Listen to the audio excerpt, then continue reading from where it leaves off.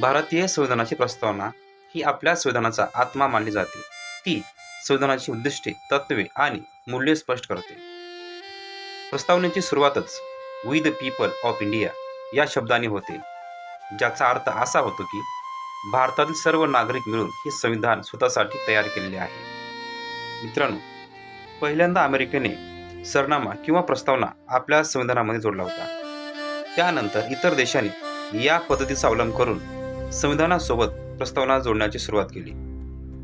याचेच अनुकरण करत भारताने सुद्धा एक उत्कृष्ट असा प्रस्तावना तयार करून आपल्या संविधानाला जोडलेला आहे. सर्वप्रथम 13 डिसेंबर 1946 रोजी संविधान सभेच्या तिसऱ्या सभेत पंडित जवाहरलाल नेहरू यांनी एक उद्देश पत्रिका हा ठराव त्यांनी मांडला आणि तो ठराव 22 जानेवारी 1947 रोजी संविधान सभेने त्याला मंजुरी दिली.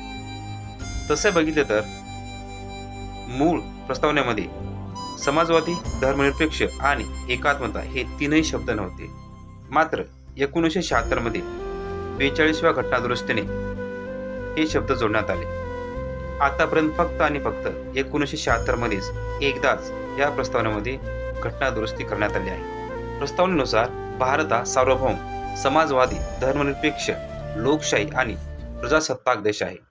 यामध्ये नागरिकांना न्याय, सामाजिक, आर्थिक आणि राजकीय तसेच स्वातंत्र्य, विचार, अभिव्यक्ती, श्रद्धा, समता, संधी व कायद्यापुढे समानता आणि बंधुता, एकता व अखंडता याची हमी आपल्याला दिली. प्रस्तावना आपल्याला देशाच्या मूलभूत मूल्यांची जाणीव करून देते आणि शासन कसे असावे याचे उत्तम मार्गदर्शन करत असते. ती संविधानाच्या इतर कलमाचे अर्थ समजून घेण्यासाठी दिशा दाखवते. म्हणूनच प्रस्तावना ही केवळ सुरुवात नसून भारतीय लोकशाहीची आधारशिला आहे. धन्यवाद.